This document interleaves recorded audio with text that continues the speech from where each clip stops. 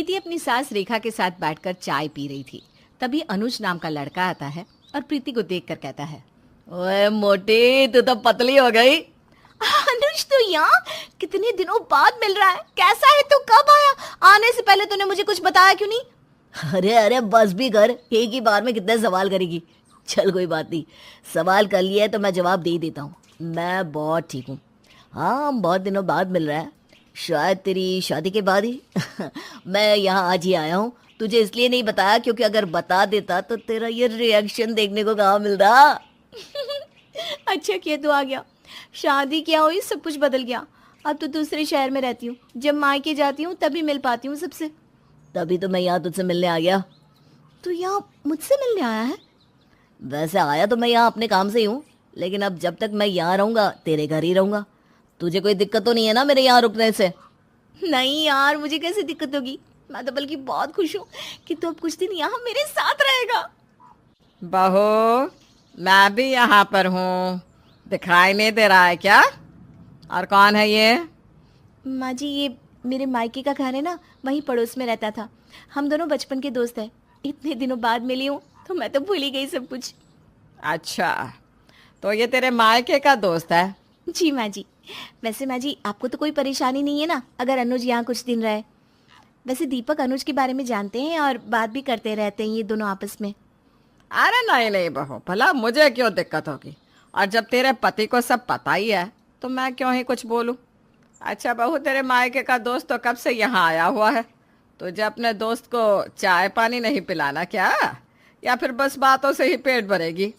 अरे हाँ अनुज, तुम यहीं रुको, मैं अब भी तुम्हारे लिए चाय पानी लाती हूँ। ठीक है, तब तक मैं भी फ्रेश हो जाता हूँ, फिर हम दोनों मिलकर बहुत सारी बातें करेंगे। फिर मुझे तुम्हें कुछ बताना भी है। प्रीति चाय बनाने लग जाती है। बाद में अनुज और प्रीति काफ़ी बातें करते हैं। रात का खाना सब लोग खाते हैं। फिर रेखा दीपक अपने कमरे में सोने चले जाते हैं और प्रीति और अनुज सोफे पर बातें करने लगते हैं। तुझे पता है, मैं ना बहुत खुश हूँ अपनी शादीशुदा ज़िंदगी में, लेकिन वो दिन भी ना बहुत याद आते हैं जब किसी चीज़ की कोई टेंशन नहीं थी, जब मन करे कहीं भी चले जाते थे। ये तो बिल्कुल सही कहा। अब तो मेरी भी शादी होने वाली है, इसलिए सही नौकरी मिल जाए यही देख रहा हूँ। होमवर्क की टेंशन लेते लेते कब बड़े हो गए पता ही नहीं चला ना। अनुज और प्रीति काफ़ी बातें करते हैं और बात करते करते उन्हें समय का पता ही नहीं चलता। रात के 1 बजे रेखा की आंख खुलती है और उसे बात करने की आवाज़ आती है। ये इतनी रात को कौन बात कर रहा है? कहीं घर में चोर तो नहीं आ गए? रेखा अपने कमरे से बाहर निकलती है तो देखती है कि उसकी बहू अपने मायके के दोस्त के साथ बातें कर रही है। ये देखकर रेखा को काफ़ी चिढ़ होती है। ये जब से बहू के मायके का दोस्त आया है तब से तो बहू को किसी चीज़ का कोई होश ही नहीं है, उसी में घुसी रहती है। इतनी रात हो रही है, ये नहीं कि अपने पति की सेवा करे, नहीं बस अपने मायके के दोस्त से बातें करनी है इसे। रेखा को बिल्कुल भी अच्छा नहीं लग रहा था बहू को अपने मायके के दोस्त के साथ बातें करते हुए देखकर। वो तुरंत बाहर आती है और कहती है, बहू, कुछ ज्यादा ही जरूरी बातें हो रही है क्या? हैं? कहीं मैंने तुम दोनों को डिस्टर्ब तो नहीं किया? नहीं नहीं माँ जी, वो तो हम पुरानी बातों को याद कर रहे थे, आपने हमें बिल्कुल डिस्टर्ब नहीं किया। वैसे माँ जी, आप सोई नहीं अब तक, कुछ चाहिए था क्या? चलो अच्छा हुआ मैंने डिस्टर्ब नहीं किया, लेकिन तुम दोनों ने जरूर डिस्टर्ब कर दिया है। अरे रात के 1 बजे है और तुम दोनों की बातें ही खत्म नहीं हो रही। ऐसी भी कौन सी जरूरी बातें हो रही है? हैं? सोना नहीं है क्या, या फिर ऐसे ही बातें करते रहना है? क्या 1 बज गया? हमारे साथ ना ऐसा ही होता है, हम जब भी बातें करने बैठते हैं टाइम का पता ही नहीं चलता। अब भी देखो 1 बज गया और पता भी नहीं चला। लेकिन अब तो पता चल गया ना, तो मेहरबानी करके सो जाओ। जी माँ जी, अभी सो जाते हैं। रेखा के बोलने के बाद दोनों सोने चले जाते हैं। ऐसे ही दिन निकल रहे थे। अनुज और प्रीति को आपस में हर वक्त बातें करते हुए देखकर रेखा का खून जलता रहता। एक दिन रेखा अनुज से कहती है, और बताओ बहू के मायके वाले दोस्त, काम ठीक चल रहा है? जी आंटी जी, सब ठीक है। वैसे काफी दिन हो गए ना तुम्हें यहाँ आए हुए, जाने का कब का प्लान है? मेरा मतलब है कि टिकट करवा ली होगी ना वापसी की, कब की है टिकट? नहीं आंटी जी, टिकट नहीं करवाई, अभी तो मैं कुछ दिन और यहाँ रहूँगा। कैसा बेशर्म है, सामने से पूछ रही हूँ लेकिन इससे कोई फर्क नहीं पड़ रहा। ऐसे ही एक बार सुबह सुबह प्रीति रसोई में खाना बना रही थी तो अनुज भी पीछे पीछे रसोई में ही चला जाता है और वहां भी दोनों बातें करते रहते हैं। रेखा जब चाय लेने रसोई में जाती है और वहां भी उन दोनों को साथ में देखती है तो बोल पड़ती है। क्या बात है बहू, तेरे मायके वाला दोस्त तो तेरा पीछा ही नहीं छोड़ रहा। अब ये क्या तेरे साथ रोटी भी बनाएगा? क्यों नहीं आंटी। अरे आंटी आपको पता नहीं, मैं ना हर चीज में एक्सपर्ट हूँ। मुझे रोटी बनानी आती है। प्रीति से तो अच्छी रोटी बनाता हूँ मैं। माँ जी, आप ना अनुज से जीत ही नहीं सकती। ये बातों में भी शहंशाह है और काम तो है ही ऐसे कि कोई इसके आसपास भी भटक नहीं सकता। तुम दोनों पहले भी ऐसे ही बातें करते रहते थे क्या?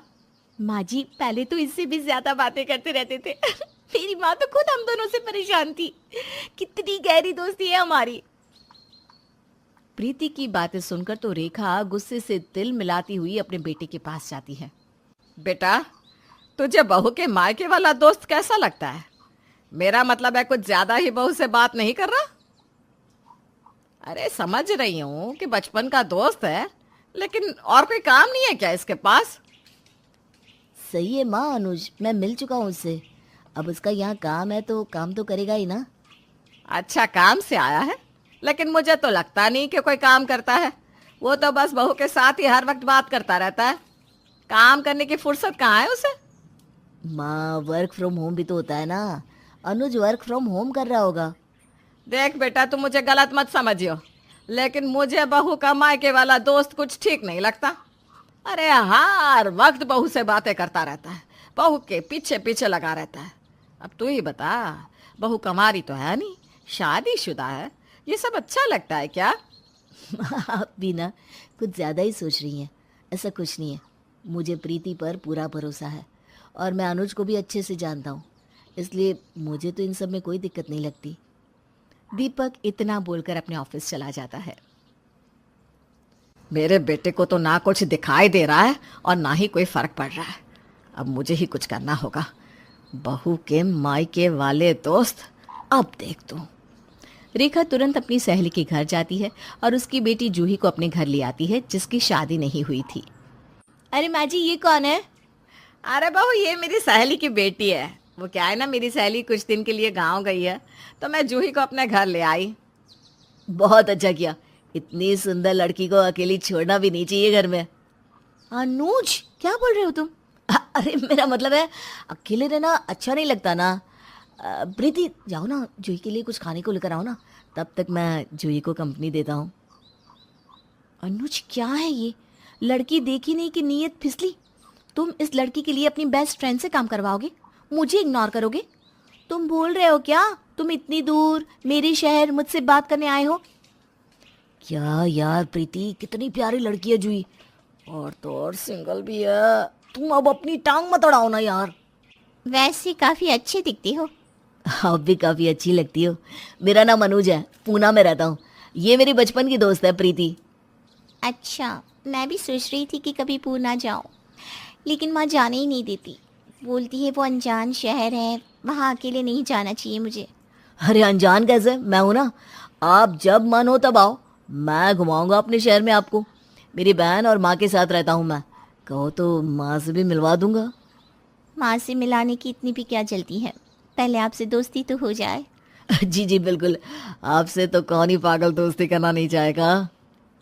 मुझे नहीं पता था कि मेरा प्लान इतनी जल्दी काम करेगा। चलो अच्छा ही है, कम से कम मेरी बहू से तो पीछा छूटा। अब करे जूही से बात। अनुज, जिसे जूही काफी अच्छी लगने लगी थी, इसलिए अब वो जूही से ही बात करता रहता है और कुछ दिनों बाद वापस अपने शहर चला जाता है। हर घर की तरह सुनीता की बहुओं में भी जरा सी भी नहीं बनती थी, पर सुनीता बहुत अच्छे से जानती थी कि उसे क्या करना है और कैसे घर की शांति को बरकरार रखना है, जिस वजह से सुनीता के घर में शांति भी थी और उसकी दोनों बहुएं उसके खिलाफ भी नहीं जाती थी। ऐसे ही एक दिन सुनीता की बड़ी बहू अंशिका अकेले किचन में खाना बना रही होती है। उस दिशा महारानी की तो मजे ही है। क्या क्या सपने थे मेरे। देवरानी आएगी तो घर के कामों से मुझे फुर्सत मिल जाएगी, पर देवरानी के आने के बाद तो घर के काम बढ़ गए और फुर्सत नाम की चीज ही नहीं मिल रही मुझे। इतना सोचकर अंशिका कामों में लग जाती है। तभी सुनीता वहां आती है और अंशिका को एक के बाद एक काम बताने लगती है। बहू, खाना बनाने के बाद आज खीर बना लेना, बहुत दिन हो गए। वैसे भी खाना खाने के बाद मीठे में कुछ नहीं रहता, कभी कभी कुछ मीठा भी बना लिया कर। जी माँ जी, अब ये काम भी मैं ही करूँ? हाँ हाँ, छोटी बहू रानी तो घर की महारानी जो है, इसीलिए तो माँ जी सारा काम मुझसे करवाती रहती है। पर मैं भी देखती हूँ कब तक वो महारानी आराम करती है। अभी जाकर उसे बोलती हूँ कि खीर वो बनाएगी।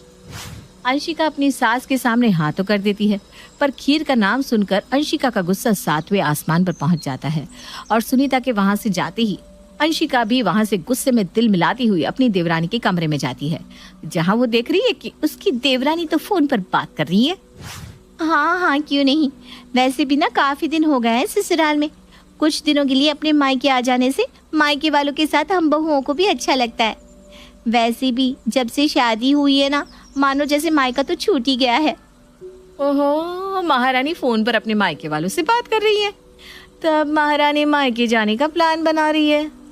मैं भी देखती हूँ ये मैडम इतनी जल्दी फिर से कैसे जाती है, पर करूँ क्या।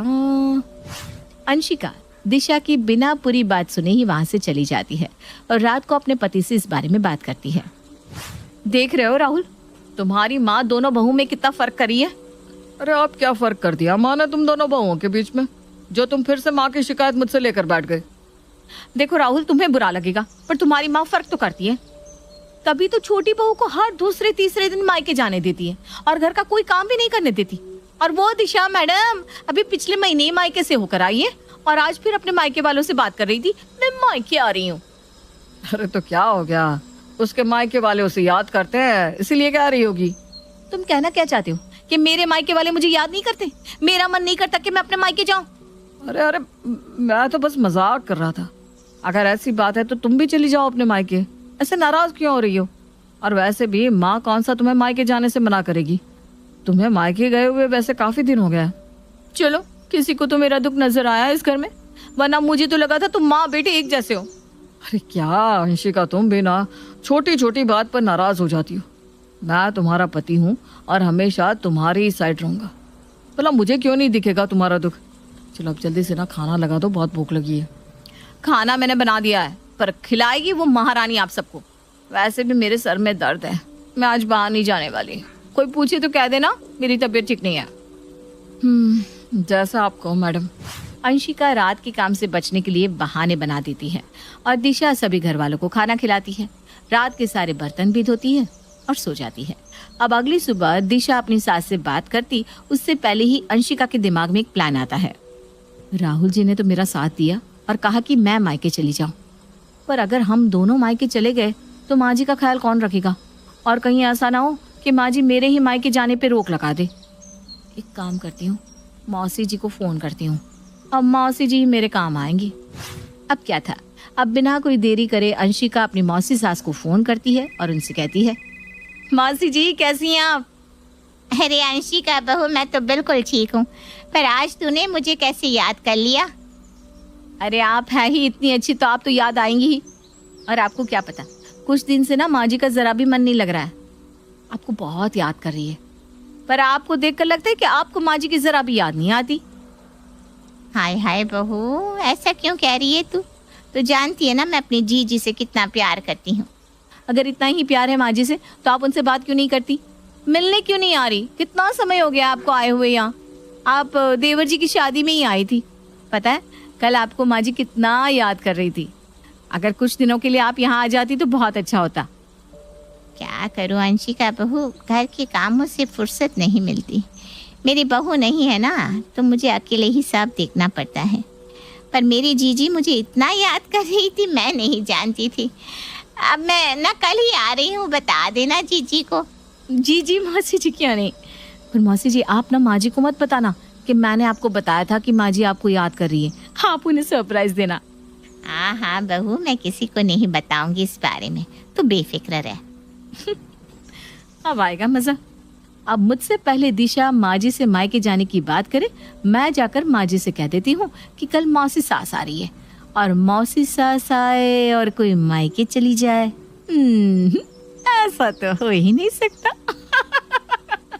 अंशिका बहुत खुश होती है क्योंकि उसका प्लान कामयाब जो हो चुका था।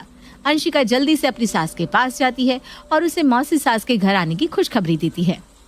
माँ जी, आपको पता है कल मौसी सास आ रही हैं। अभी अभी उनका फोन आया था मेरे पास। क्या कल मेरी बहन आ रही है? पर उसने तो मुझे बताया ही नहीं, और ऐसे अचानक। क्या माँ जी, आप तो जानती है ना मौसी सास आपको कितना प्यार करती है। हर महीने तो उन्हें आपकी याद सताती है। आ गई होगी फिर से आपकी याद, इसीलिए अचानक से आ रही हैं कल। हाँ बहू, खैर कुछ भी हो, मुझे तो बहुत खुशी हो रही है। आखिर इतने दिनों बाद मेरी बहन जो आ रही है। अंशिका और सुनीता बात कर ही रहे थे कि तभी वहाँ दिशा आ जाती है और दिशा अपनी सास से कहती है, अच्छा वह दीदी जो आप भी यहीं पर हैं, पर माफ़ करना दीदी, मुझे आपको बताने में देरी हो गई, क्योंकि जब से मेरी आपकी माँ से बात हुई ना, तब से आप मुझे नज़र ही नहीं आई। माँ जी, मैं आप दोनों को ये बताने वाली हूँ कि कल मेरे पास जेठानी जी की माँ का फ़ोन आया था। वो जेठानी जी को बहुत याद कर रही है। जेठानी जी, आप कल अपने मायके चली जाना। क्या? मेरी माँ का फोन तुम्हारे पास आया था? मेरी माँ ने मुझे क्यों फोन नहीं किया जो तुम्हें फोन कर दिया?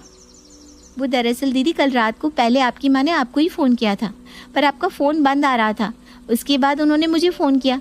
मैंने उनसे कहा कि मैं बता दूंगी, पर मेरे ना दिमाग से ही निकल गया। मुझे माफ़ कर दो। क्या कल बड़ी बहू को अपने मायके जाना है, और ये बात मुझे तुम दोनों आप बता रही हो? अरे कल मेरी बहन आ रही है, और तुम जानती हो ना वो कितनी चुलबुली है। वो घर में आए और कोई एक बहू अपने मायके चली जाए, ऐसा तो हो नहीं सकता। छोटी बहू की बस के नहीं है अकेले घर संभालना और मेरी बहन को देखना। बड़ी बहू, जब मेरी बहन अपने घर चली जाए वापस, तब तुम जाना अपने मायके। कल मायके जाने की कोई जरूरत नहीं है, समझ गई ना दोनों? क्या? पर क्यों माँ जी? अरे बहू, अब तुम मुझसे सवाल जवाब करोगी? मैंने कह दिया कोई नहीं जाएगा तो नहीं जाएगा, और तू मायके चली गई तो छोटी बहू अकेली नहीं पड़ जाएगी। सुनीता अपना फैसला सुनाकर वहां से चली जाती है, जिसके बाद अंशिका अपना सर पकड़कर बैठ जाती है और मन ही मन खुद को कोसने लगती है। ये क्या किया मैंने? कल मुझे दिशा की पूरी बात सुननी चाहिए थी। मैंने खुद अपने पैरों पर कुल्हाड़ी मार ली और उस बड़बौली मौसी सास को बुला लिया। अब वो कल मुझे एक पैर पर नचाएगी। हाय मेरी फूटी किस्मत। क्या हुआ दीदी, आप इसे सर पकड़कर क्यों बैठ गई? आप कल मायके नहीं जा पा रही हैं इसलिए दुखी है ना? हाँ, कल मैं अपने मायके नहीं जा पा रही हूँ, और ये सब कुछ हुआ है तुम्हारी वजह से। मेरी वजह से? पर इसमें मेरी क्या गलती? आपका फोन बंद था इसलिए आपकी माँ ने मुझे फोन करके बोला। सही बोल रही हो, गलती तुम्हारी नहीं, गलती मेरी है। अब हटो मेरे रास्ते से। इतना बोलकर अंशिका दिशा को धक्का मारकर वहां से चली जाती है। अपनी जेठानी का ऐसा बर्ताव देखकर दिशा खुद से कहती है, पता नहीं कभी कभी जेठानी जी को क्या हो जाता है, मुझे तो कुछ समझ में नहीं आता। खैर कल मौसी सास आने वाली है और आज मेरे पास बहुत सारा काम है। अगर जरा सी भी गलती हुई तो मौसी सास का मुंह फूल जाएगा, जैसे अभी जेठानी जी का फूला है। अंशिका गुस्से में अपने कमरे में चली जाती है। वहीं दिशा घर के कामों में व्यस्त हो जाती है। बेचारी अंशिका कमरे में जाकर अपनी गलतियों का अफसोस करती है, पर वो कर भी क्या सकती थी, क्योंकि गलती तो उसी की थी। दोस्तों, इसीलिए तो कहते हैं दूसरों का बुरा कभी नहीं सोचना चाहिए। अक्सर दूसरों का बुरा सोचने से हमारा ही बुरा हो जाता है।